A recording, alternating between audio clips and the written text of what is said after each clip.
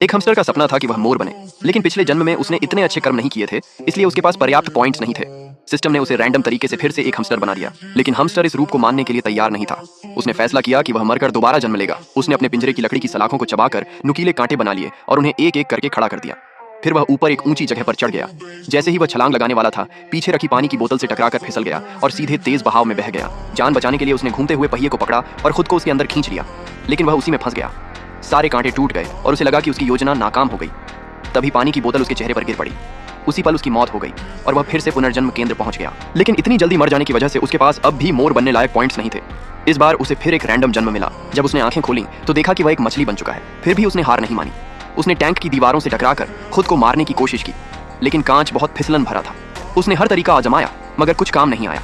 आखिर में उसने एक प्लास्टिक के कांटे से खुद को चोट पहुंचाने की कोशिश की, लेकिन वह उछलकर दूर चला गया और उसी समय एक पिज्जा कट्टर आकर उसे बीच से काट गया। वह फिर से पुनर्जन्म केंद्र लौट आया। इस बार वह एक मच्छर बना। उत्साहित होकर उसने एक तेज रफ्तार ट्रक देखा और सीधा उसकी तरफ उड़ गया।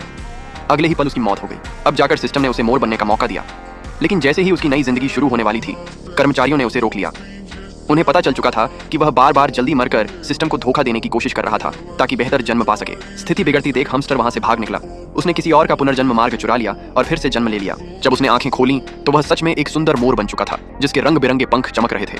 आखिरकार उसे वह जीवन मिल गया था जिसका उसने हमेशा सपना देखा था। लेकिन जैसे ही उसने अपने पंख फैलाए, आसमान से बिजली गिरी और सीधे उसके सिर पर आकर लगी। जिस किस्मत को पाने के लिए उसने इतनी मेहनत की थी, वह एक ही पल में खत्म हो गई। और जब उसने आखिरी बार आंखें खोली तो वह एक सुनसान रेगिस्तान में खड़ा एक खामोश कैक्टस बन चुका